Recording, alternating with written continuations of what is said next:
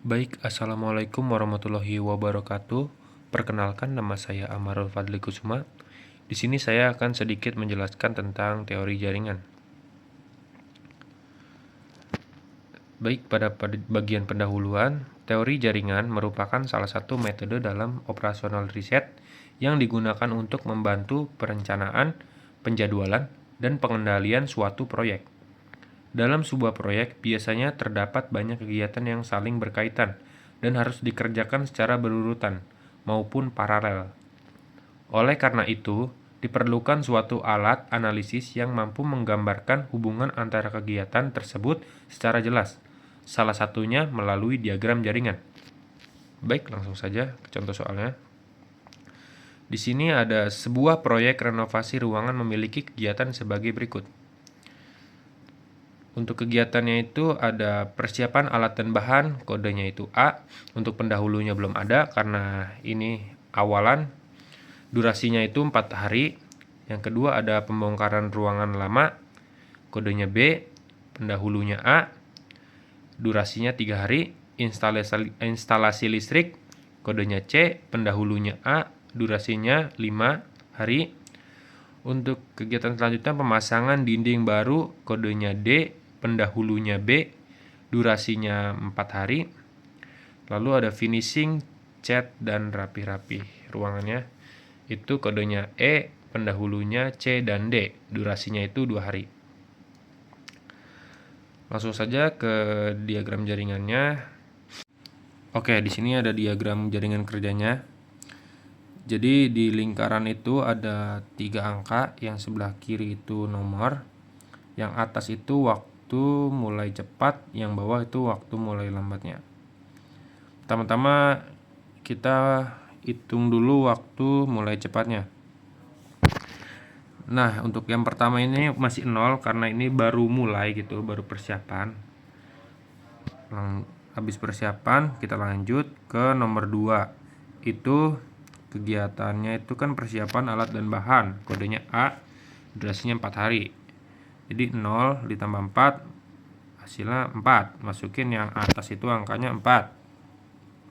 Lanjut ke kegiatan selanjutnya itu ada pembongkaran ruangan lama. Itu di kodenya B. Nanti lanjut ke B. Itu pendahulunya A. Jadi untuk menyelesaikan kegiatan B kita harus menyelesaikan dulu. Untuk memulai kegiatan B kita harus menyelesaikan dulu kegiatan A. Nah, untuk durasinya itu yang B itu kan 3 hari. Jadi kita masukin nih 4 ditambah 3 hasilnya 7 untuk waktu mulai cepatnya. Nah, kegiatan selanjutnya itu ada kegiatan C, instalasi listrik. Itu pendahulunya A, durasinya 5 hari.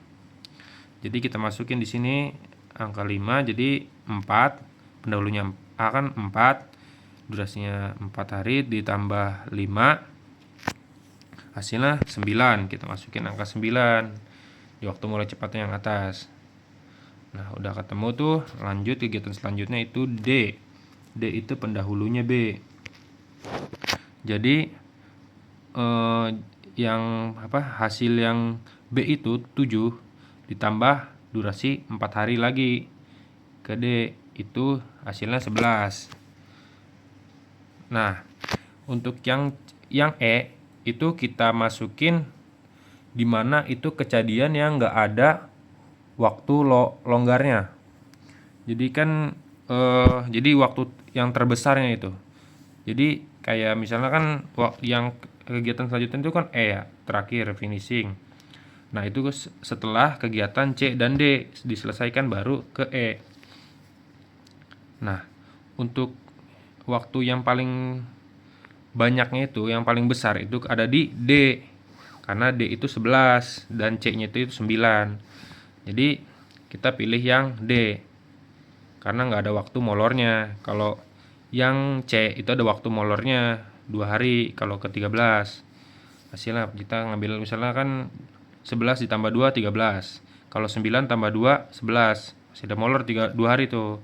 Jadi kita ngambil yang terbesar. Yang D. Nah, udah keisi semua 13. Lanjut kita waktu mulai lambat. Waktu waktu mulai lambat kita hitung dari belakang, dari yang mulainya. Kita tulis lagi 13, dari 13 ke dikurangin, kalau tadi ditambah sekarang dikurangin. 13 dikurangi 2. Waktu mulai lambatnya untuk ke C itu jadinya 11, dan untuk ke D juga 11 sama. Lalu selanjutnya dari jalur D ke B itu sama seperti sebelumnya, itu 11 dikurangi 4 itu hasilnya 7. Lalu ada jalur C ke A atau B juga ke A, sama-sama ke A. Nah, untuk hasilnya yang B ke A itu 7 kurangi 3 hasilnya 4. Nah, untuk ke C ke A itu hasilnya aturan kan 6 ya, 11 kurangi 5 itu hasilnya 6. Kenapa tulisnya 4? Karena ini kayak sebelumnya yang jalur mulai cepat itu yang C dan D ke E itu kita ngambil yang terbesar kan. Kalau yang jalur mulai lambatnya itu kita ngambil yang terkecil angkanya, yang durasinya lebih sedikit. Karena nggak bisa gitu. Yang B ke A itu nggak bisa kalau ngambil waktu 6 hari durasinya, karena dia mendesak gitu. Ntar juga bakal merusak jalur kritisnya. Jadi kita masukin nilai si B ke A 4. Selanjutnya itu dari jalur A ke hingga selesai. Waktu selesai itu 0 sama 0, harus tepat waktunya. Nah, setelah kita menyelesaikan diagram jaringannya, kita lanjut menghitung menentukan waktu kejadian paling cepat atau WKC. Rumusnya itu WKC J sama dengan WKCI ditambah DJ atau D itu durasi. Jika ada dua jalur, pilih yang maksimum. Untuk perhitungannya kurang lebih sama kayak tadi sih. Untuk waktu mulai lambatnya itu sama. Nah, untuk kesimpulannya tuh jadi ada dua kemungkinan. Tadi yang 11 hari atau 13 hari waktu maksimumnya itu. Tapi kita pilih yang maksimum. Nah, lanjut ke menentukan waktu kejadian paling lambat. Rumusnya WKLI sama dengan WKLJ dikurangi durasi. Mundur, sama kayak tadi. Tapi ini pilih yang minimum. Tadi itu kan yang hasilnya ada 4 atau 6 hari. Kita pilih yang 4, yang minimum. Karena biar jalurnya tuh kritis. Jadi durasinya tuh di 4, jadi WKL2 dikurangi A itu durasi apa? Kegiatan A itu durasinya kan 4 hari. Jadi hasilnya 0 biar agar kritis jalurnya. Nah, selanjutnya itu ada menentukan perhitungan waktu mengambang atau slang. Jadi di setiap kegiatan itu kita hitung waktu mengambang total dan waktu mengambang bebas. Untuk waktu mengambang total itu WMT singkatannya, dan waktu mengambang bebas itu yang WMB. Jadi WMT 1 dan 2, WSL sama dengan WSL dikurangi WMC atau waktu mengambang cepat dikurangi durasi. Tadi kan WSL-nya itu kan 2, waktu mengambang cepatnya yang pertama itu kan 0. Nah, dikurangi durasinya 4. Hasilnya 0. Kalau 0 tuh kritis tandanya. Kurang lebih sama ke bawahnya. Tapi ada yang kegiatan C itu tidak kritis atau non kritis karena ada waktu molornya 2 hari. Tadi itu non kritis.